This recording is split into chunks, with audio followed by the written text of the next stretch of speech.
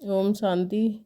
यदि जीवन में सदा खुशियों के झूले में झूलते रहना है तो कुछ बातों का ध्यान रखना होगा। खुश रहने का आधार है बीती ताई विसार दे आगे की सुध लेई। अतीत भूल है उसे संभाले रखना, स्मृतियों पर बोझ ढोना है। जैसे ट्रेन में सफ़र कर रहा व्यक्ति अपनी गठरी अपने सिर पर उठाए हुए है। जिन घटनाओं से मन आहत हुआ है उन पर पश्चाताप भी हुआ, फिर उनका स्मरण करने से वर्तमान जीवन की मुस्कान खो जाती है। बेहतर ये होगा उससे मिली हुई शिक्षाओं को याद कर आगे बढ़ जाना। निस्वार्थ सेवा खुशी की गंगोत्री है। जैसे फूल अपने लिए नहीं खिलता, वृक्ष अपने लिए नहीं फलता,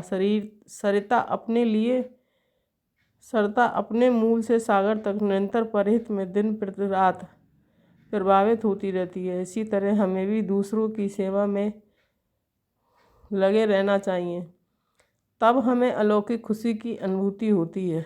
बिना अपेक्षा करते हुए जब हम सेवाएं देते हैं तो भी हम ऐसे कर्म का पुरस्कार हमें भाग के रूप में मिल ही जाता है।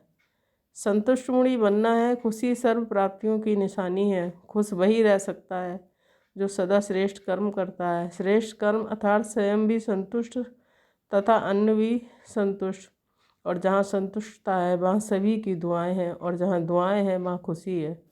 परोपकार हृदय के स्वतः ही खुशी के सुमन खिलते हैं। गिरतों को सहारा देकर, ज़रूरतमंद और लाचार को सहायता देकर, भूख से व्याकुल व्यक्ति को खाना खिलाकर, दुर्घटनाग्रस्त व्यक्ति को हॉस्पिटल पहुंचाकर क्या सुकून का अनुभव नहीं करते।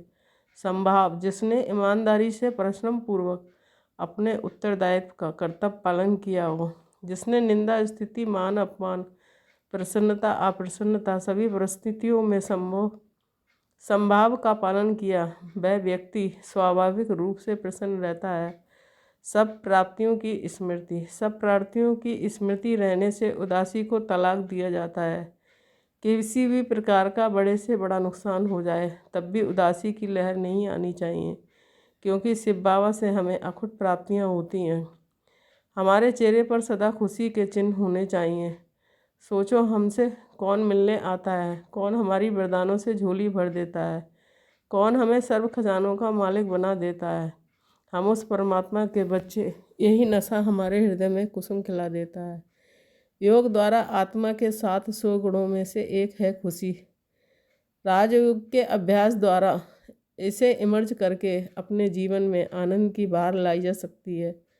अमृत वेले को अवश्य अपनाएं, क्योंकि दिस इज़ द मेन की ऑफ हैप्पीनेस। इस समय शिव बाबा अपना घर छोड़कर अपने बच्चों के पास आते हैं हैप्पीनेस देने के लिए, और राजयोग मेडिटेशन इस टाइम करने से पावरफुल वाइब्रेशन मिलते हैं, जिससे सोल हर स्ट्रेस से फ्री हो जाती है और स्ट्रॉन्ग बन जाती है। ओम शांति।